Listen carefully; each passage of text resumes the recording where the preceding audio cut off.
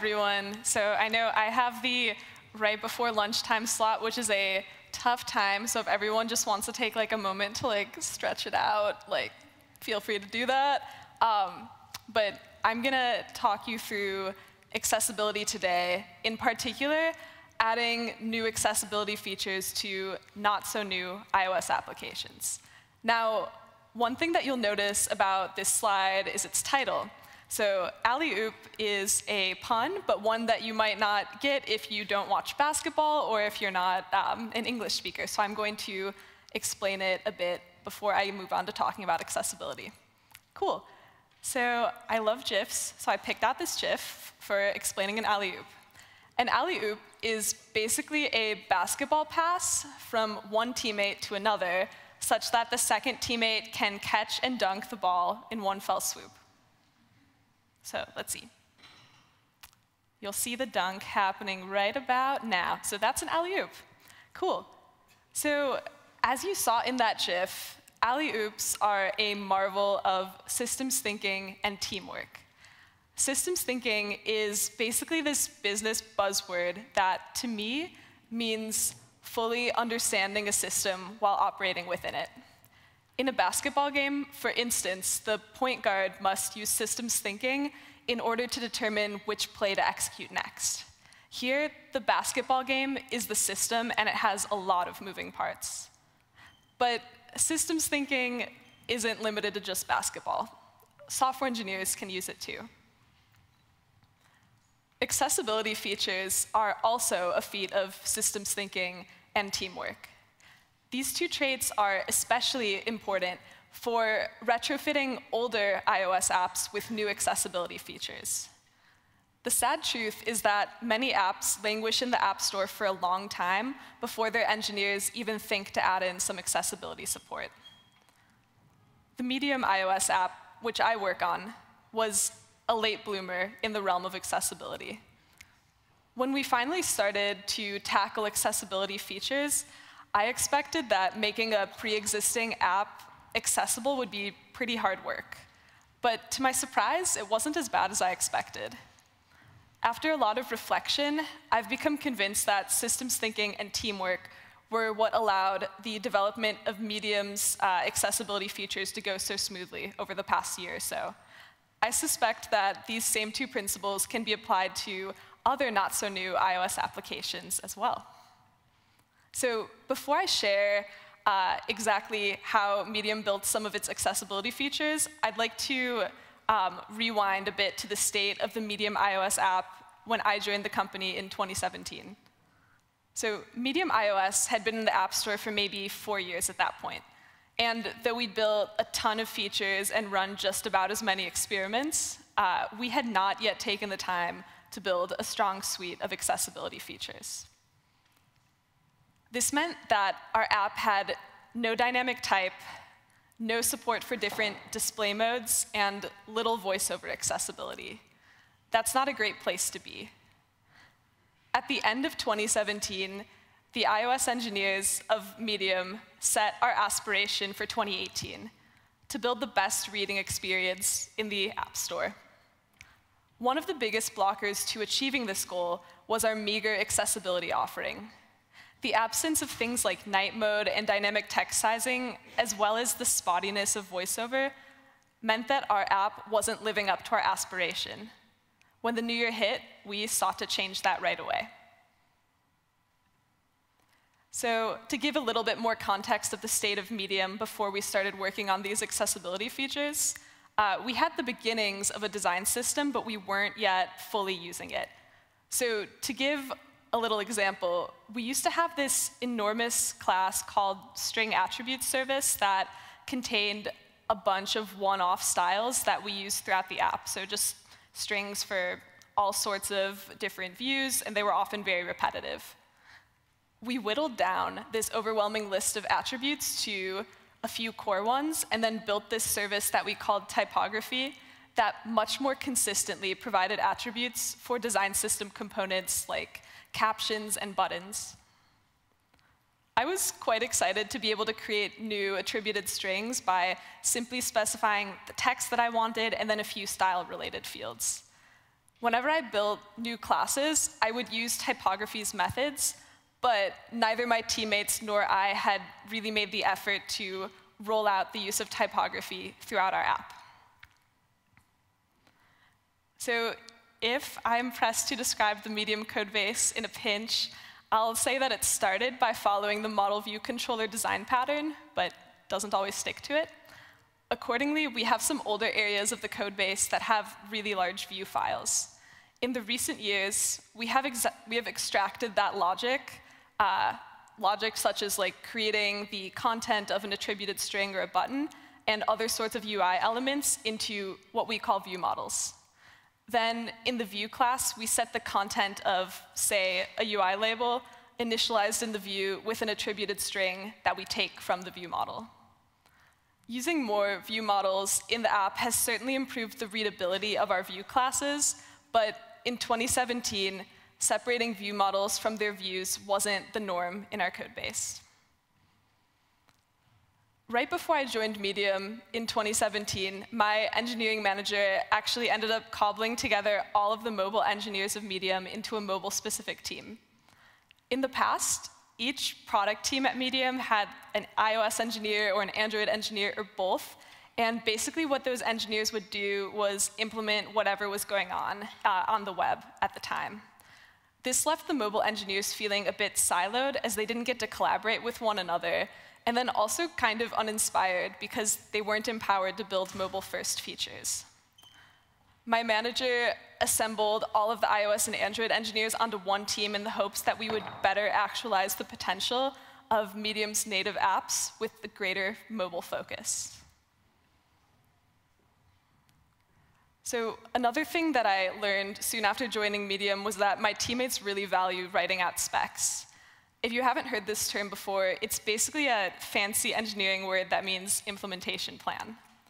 My teammates and I wrote them, sought feedback on them from one another, and then followed the blueprint that we laid out in them whenever we were building new features. This process was true in 2017, and it's still true today. OK, now you should have a good sense of what Medium was like before the iOS engineers started to tackle our lack of strong accessibility features. My teammates and I were, and still are, pretty principled, but also willing to try out new patterns. My team also had a clear-cut mission, which was to build an amazing mobile reading experience, and then some well-defined processes. It was in this sort of engineering and interpersonal environment that we first tackled night mode support in early 2018. Before I get too far ahead of myself, I'll say exactly what I mean by night mode. Basically, we wanted to create a dark-colored interface for the iOS app that would be less hard on the eyes of readers who stay up reading past their bedtimes, or any number of people who prefer to use dark-colored background. Our Android engineers had already built out night mode years before us on the Medium Android app, so we took it upon ourselves to start our accessibility journey by getting the Medium iOS and Android apps to parity. I'll walk you through how we designed the architecture for night mode in Medium iOS. All right, so we started to build out night mode by creating this class that we called display mode service. Display mode service's purpose is to store a user's current display mode and then to update its subscribers about any changes made to that display mode. We plan to create two display modes, the new night mode and then the already existing day mode, but left the name of this class generic in order to support the future editions of any other display modes. So display mode service stores the user's current display mode in NSUser defaults, which is Foundation's key value store that is created specifically for storing user settings.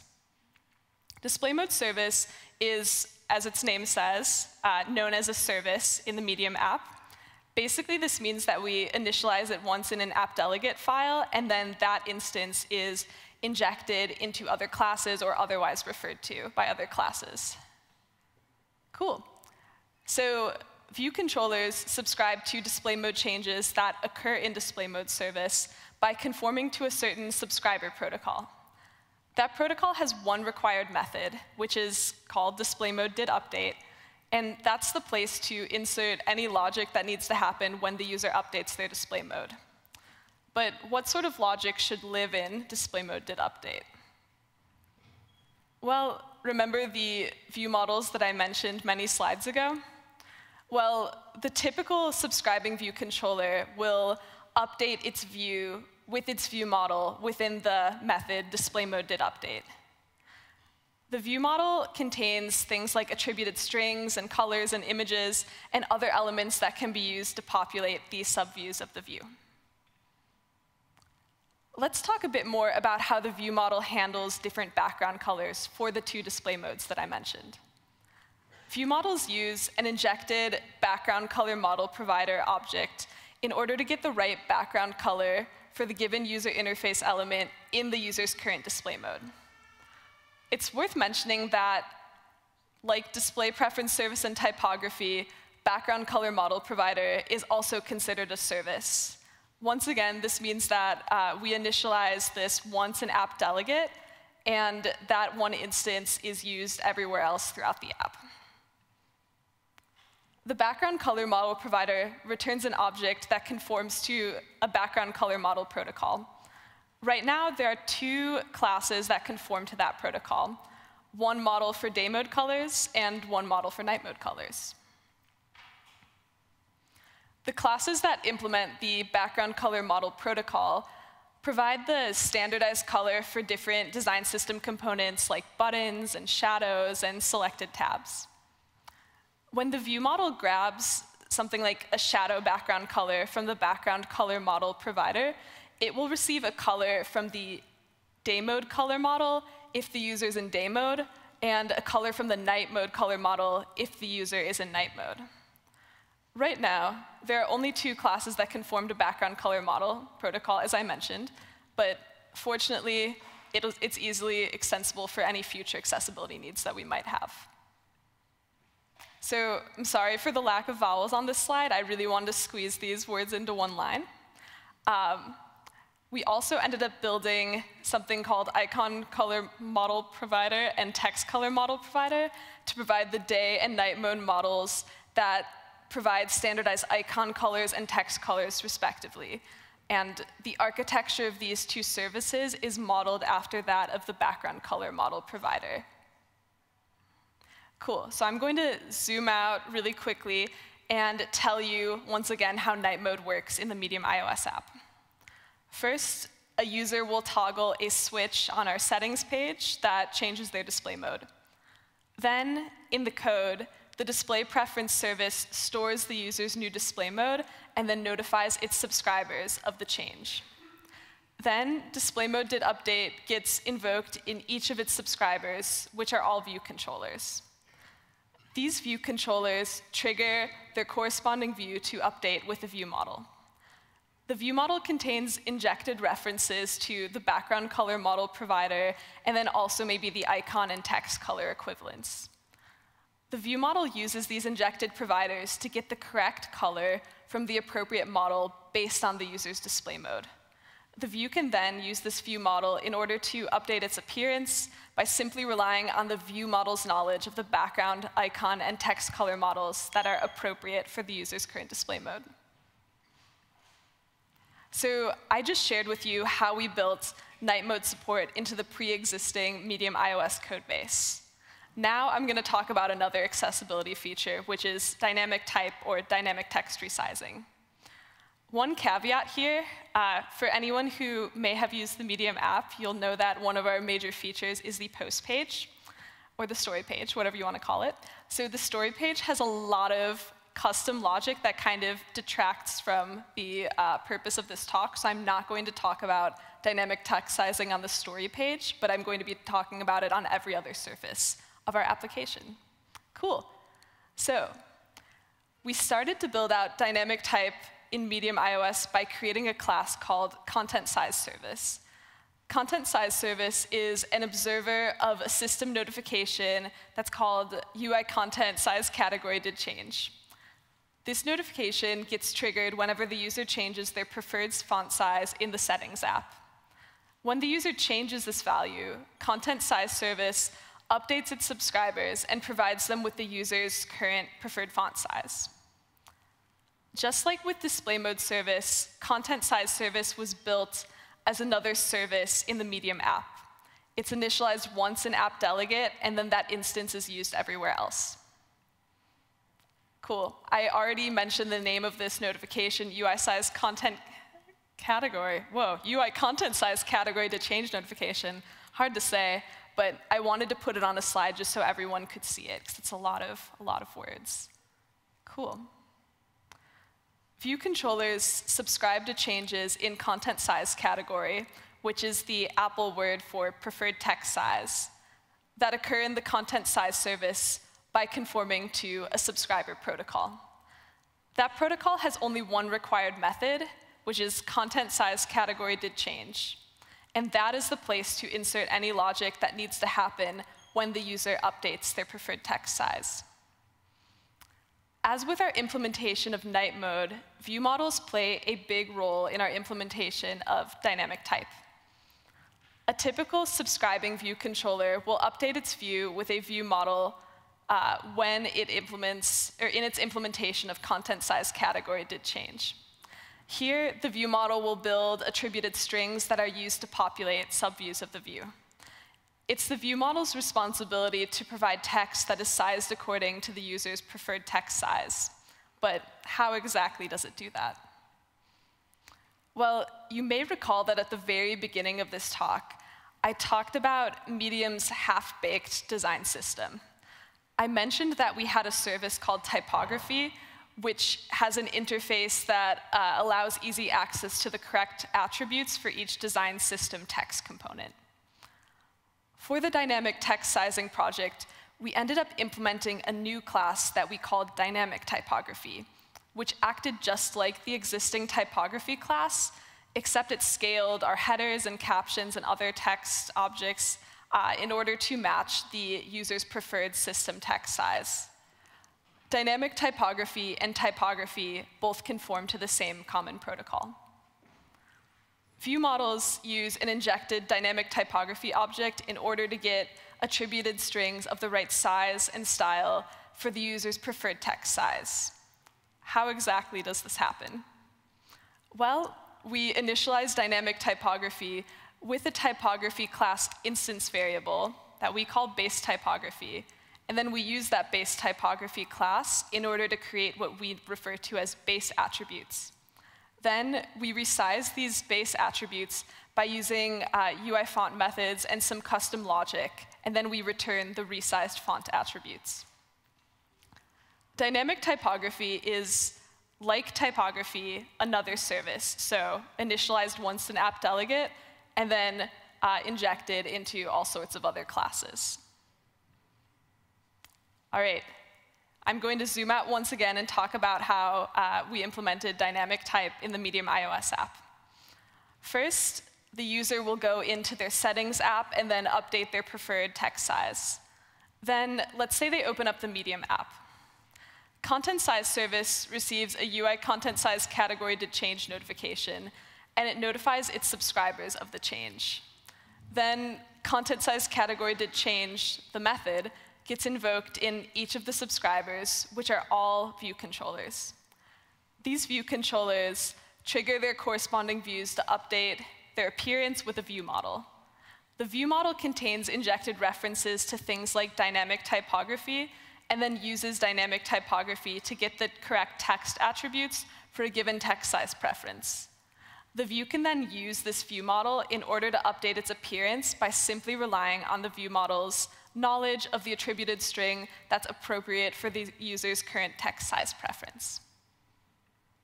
All right, so another picture slide means another subject change. Thus far, I have told you about how the iOS engineers of Medium implemented night mode and dynamic type support in our app. Before that, I also shared with you the state of Medium iOS app and the mobile team so that you could get a sense of the foundation that we were working with. Though I've been using Medium as an accessibility case study, the implementation details that I just shared can be distilled into some more general best practices for building new accessibility features in not-so-new iOS apps. I'm going to close out my talk by sharing those with you.